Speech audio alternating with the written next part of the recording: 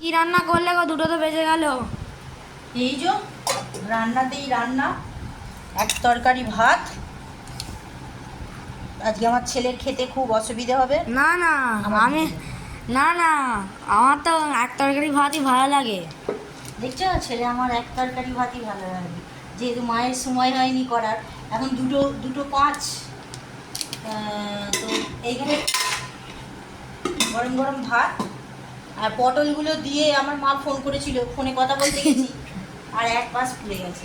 পটল ভাজা তো ও খায় না, ও খাবে এই যে করেছি। দেখো এখানে এঁচোড় চিংড়ি করেছি, তাতেই আমি এই রুই মাছটা দিয়ে দিয়েছি একবারে শর্টে শর্টটাম রান্না। প্রথমে ভেবেছিলাম রুই মাছটা আলাদা ঝাল করব, কিন্তু দেরি হয়ে যাচ্ছে, ছেলের আমার খিদে পেয়ে যাবে, সেই জন্য একবারে এতেই দিয়ে দিয়েছি। আর এখানে আছে আম, আম আছে অনেক, ছেলে আমার আম ভালোবাসে, আম দিয়ে খেয়ে নেবে। তো এই হচ্ছে আজকের মেনু, লাঞ্চ মেনু। এবার সন্ধেবেলা একটা আবদার আছে ছেলের, সন্ধেবেলা একটা জিনিস করে দেব, আর রাতেরবেলা দেখা যাক কী হয় না হয়, সেগুলো পরে তোমাদের সাথে শেয়ার করব।